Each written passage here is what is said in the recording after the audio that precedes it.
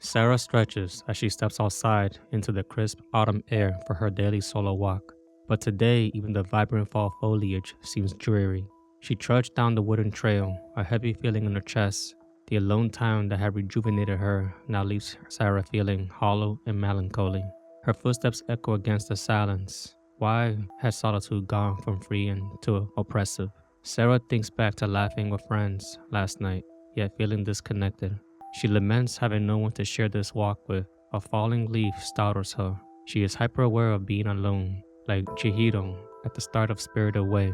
Sarah feels lost and isolated in a once familiar world. The forest trail now seems a lonely abyss rather than a refuge. Is solitude just isolation after all?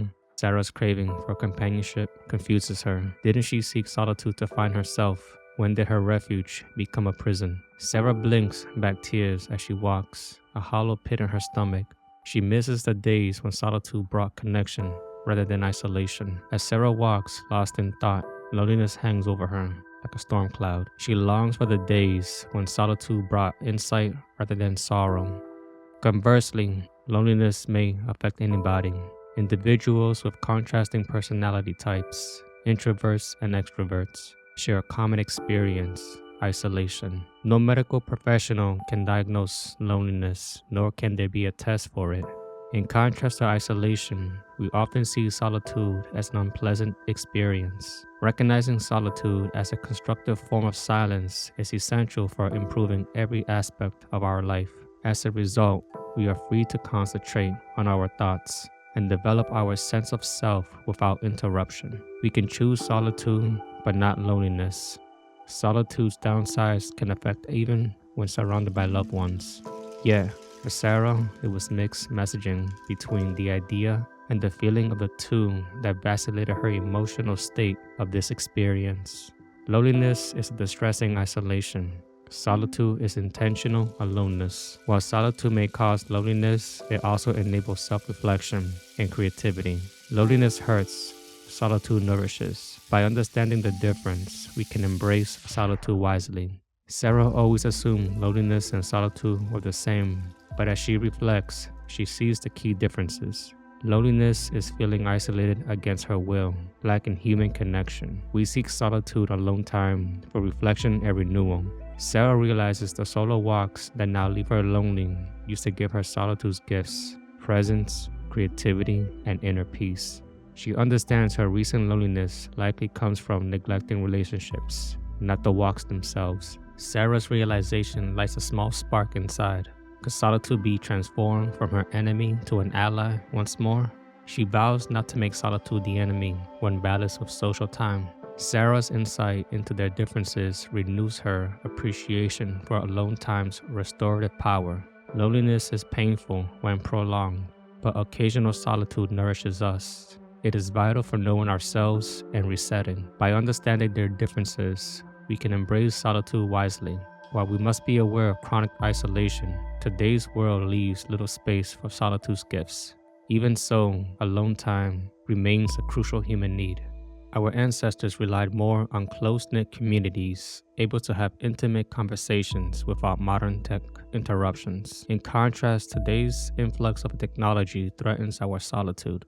People used to worry about new tech like phones reducing personal space, but current digital devices are more pervasive, diverting attention from introspection. Like Chihiro shedding her childishness after overcoming trials alone in the spirit world, solitude allows us to reflect and mature. Sarah's journey reveals that occasional solitude, balanced with community, nourishes the soul. By unplugging from distraction and looking inward, Sarah gains wisdom. While past generations enjoyed tight-knit communities, the modern influx of technology threatens our solitude. People used to be concerned about new technologies like telephones and televisions, infringing on their personal space. Today's digital instruments, however, are far more pervasive than any in history. Our increasing reliance on technology and digital devices has resulted in a persistent hum of noise and distraction, overwhelming quiet time for self-reflection. Before the iPod, music portability was limited, but the iPod's ubiquity allowed constant music immersion, diverting attention inward. Smartphones have taken this further. Beyond music, we sneak glances at texts apps, and social media. Our devices offer limitless temptations that infringe on solitude. Research shows a link between technology overload and worsening mental health, especially in youth. With tech threatening space for rumination, integrating mindful alone time becomes even more vital for well-being. The internet has become the ultimate source of solace and convenience, with limitless information, media, products, services, connections, and even porn at one's fingertips. Unfortunately, it breeds jealousy and discord, muddles our wants and priorities, hardens our hearts to violence and pain, and cements superficial relationships at the expense of genuine ones. As Arthur Newport analyzed, the key issue is that using social media tends to take people away from the real world. Socializing that's massively more valuable. The small boost you receive from posting on a friend's wall or liking their latest Instagram photo come close to compensating for the large loss of experience by no longer spending real-world time with that same friend.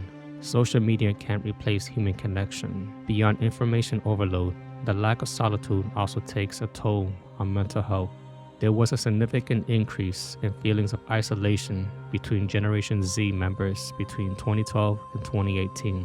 During that time, the percentage of high school pupils worldwide who reported feeling lonely was double what it had been a decade before. That's a massive jump in a short amount of time. In 2021, more than 85% of all Americans owned a smartphone, and the number of people using social networking sites hit a tipping point. Therefore, something may have caused this phenomenon. As Arthur Newport analyzed, these teenagers have lost the ability to process and make sense of their emotions, or to reflect on who they are and what really matters, or to build strong relationships, or even to just allow their brains time to power down their critical social circuits. The lack of solitude is leading to a dysfunctional society. People, especially young people, rely more on digital media and less on face-to-face contact. The human brain's need for personal interaction is ideal, and virtual interactions often need to catch up to that. With technology threatening meaningful solitude, integrating alone time mindfully into life becomes even more vital for well-being. Sarah pushes past her temporary loneliness, using the alone time to reflect and tap into her creativity. She scribbles poetry, appreciating the beauty of putting words to her innermost feelings. She realizes occasional loneliness is normal, but embracing solitude's gifts is worth it. Determination to rebuild this broken bond with solitude courses through Sarah's veins as she scribbles poetry. As Thoreau expressed, there is joy to be found in solitude, stating, "I love to be alone. I never found a companion that was so companionable as solitude. Time alone can nourish us deeply." Sarah drinks in the silence like a soothing balm for the first time in weeks. Her rapid thoughts slow to a tranquil pace. In today's society, it's easy to feel like we are not doing enough if we're not surrounded by people. However, there are many benefits to spending alone time and enjoying our own company. For one, it can help us relax and de-stress from the hustle and bustle of everyday life. It especially rings true with the quiet quitting movement. Determined not to let loneliness prevent her growth, Sarah pushes past her feelings by re-engaging with solitary joys. She ventures out on long nature walks again, this time keeping her phone tucked away. Sarah also begins setting aside time to write, articulating her innermost thoughts and feelings through poetry. She finds the process cathartic. Focusing on these solitary activities, Sarah rediscovers a sense of meaning and self-awareness that her busy daily life had obscured. She realizes solitude's gifts emerge when embraced mindfully. Our relationship with solitude often depends on our lifestyle and life stage. During busier times focused on achievement, solitude may feel like a luxury. In calmer periods, it becomes a necessity. Regardless of whether we work to live or live to work, alone time provides a space for self-reflection. It allows us to regenerate and recalibrate our priorities. Solitude enables taking stock of where we are and determining where we want to go next. While too much isolation could be detrimental, occasional solitude provides clarity. Time alone lets us tap into our authentic selves beyond societal conditioning. By unplugging from distraction, we open up to new possibilities. Mindful solitude requires courage as we confront our unfiltered thoughts, but this leap into self-understanding helps us appreciate relationships and community more fully. Facing ourselves in solitude leads to greater connection. As Stephen Batchelor expressed, mindfulness is a balanced, reflective stance. Through sustaining this non-reactive stance over time, mindful awareness becomes the basis for one's ethical life. Solitude enables this type of deep ethical self-reflection. Many spiritual traditions emphasize the importance of solitude for self-discovery through meditation. Buddhism focuses on techniques for attaining enlightenment and freeing oneself from suffering. Christian meditation facilitates prolonged prayer for drawing closer to God. Taoism combines mind-body practices for cultivation of Qi. Islam explores reflection for achieving consciousness and creativity. Regardless of the specific tradition, meditation and solitude is valued across cultures as a pathway to wisdom. Quiet contemplation allows us to reconnect with our true selves beyond the distraction of everyday life. Indeed, reconnecting with nature provides a profound way to experience solitude's gifts. Opting for a rural location can lead to a discovering peace. Experiencing outdoor might help us feel more at one with the world. When we are all by ourselves and can give our full attention to the natural world, we may feel a sense of oneness with it. There's magic in reconnecting with nature.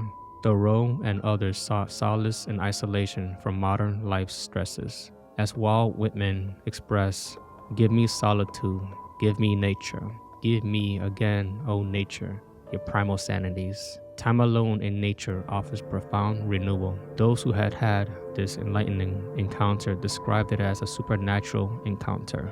Some find deeper meaning in this experience, while others find bliss. Still, isolation is essential for reaching true enlightenment. In the Middle Ages, it was common practice for aspiring monks and knights to spend time alone before their formal introduction into their respective professions.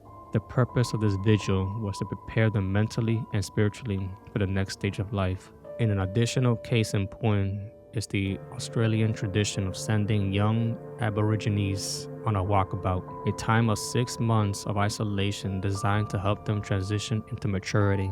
Solitude is important for becoming a functioning adult in many cultures. Sitting by the lake, Sarah is lulled into a tranquil state from the rhythmic lapping of waves. A sense of oneness with the water overtakes her. We must take time for ourselves in our connected world and enjoy solitude. Solitude can be a powerful tool for reflection and growth. In solitude, we can contemplate life and desire changes. We can reflect on our accomplishments and set new goals. We can also learn more about who we are and what we believe in. Solitude can be challenging to embrace, but it's worth it.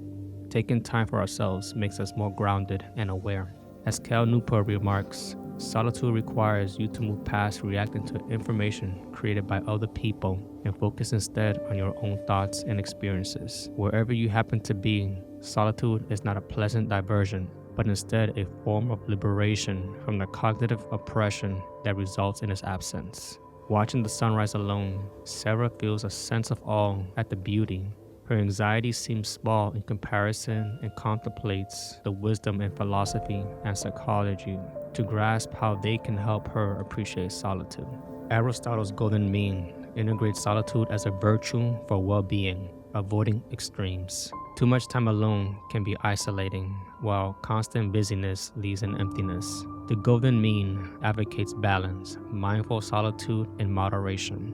Rather than an extreme, Aristotle saw solitary contemplation as a key for flourishing. It provides space for self-reflection, essential for personal growth and insight. The golden mean highlights solitude's power as a virtue, not a vice when incorporated wisely into life. An Aristotelian approach reminds us of alone time's immense value amidst the demands of our hyper-connected world.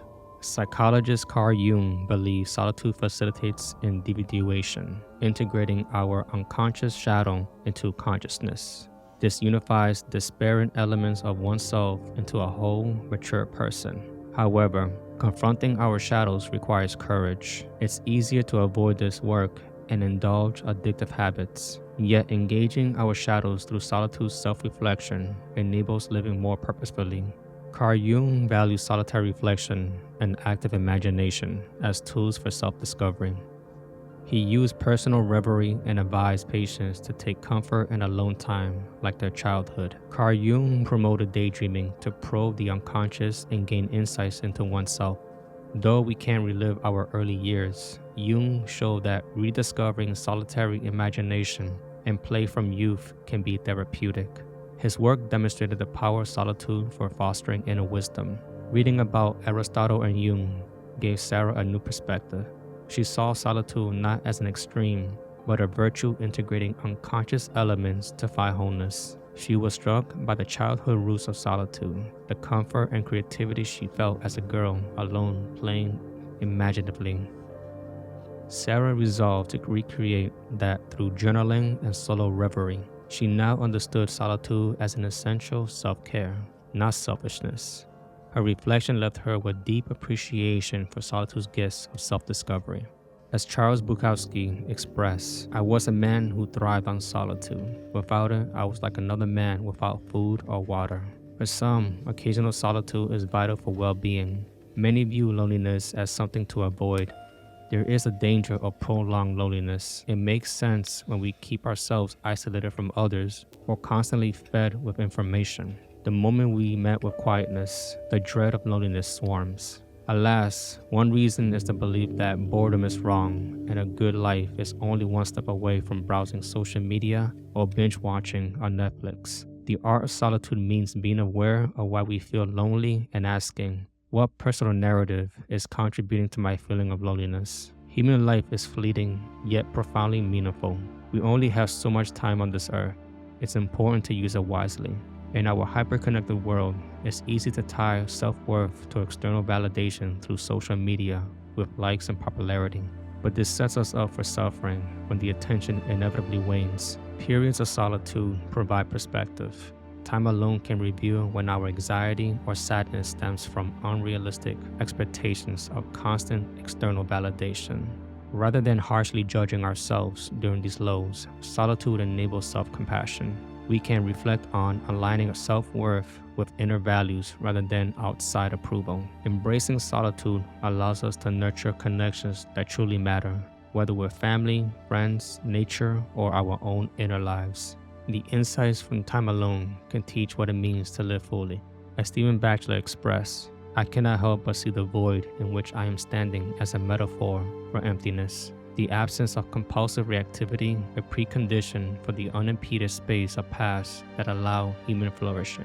Solitude provides this calm emptiness from which insight can arise. Tears stream down Sarah's cheeks as she writes by a candlelight. The emotions flow through her pen, releasing inner truths. Embracing creative pursuits can help make the most of the time alone. Activities like writing, painting, or playing music provide self-expression and mental clarity. Creating art is a constructive use of solitude, just like when Chihiro harnessed her abilities to cleanse the river spirit and spirited away. The process immersed her in flow and revealed her confident new identity. Like Chihiro, diving into service for the river spirit, setting aside solitary time for creative acts can help us find meaning, stabilize our emotions, and gain wisdom. As Arthur Schopenhauer expressed, true freedom comes from solitude, stating, "A man can be himself only so long as he is alone, and if he doesn't love solitude, he will not love freedom." Alone time allows us to tap into our authentic selves. If we are not accustomed to being alone, it's challenging to adjust, but there are plenty of ways to maximize the experience. Here are a few tips. Take advantage of the time for things we love, whether reading, writing, painting, or taking a long walk. Take advantage of the peace to do something we love.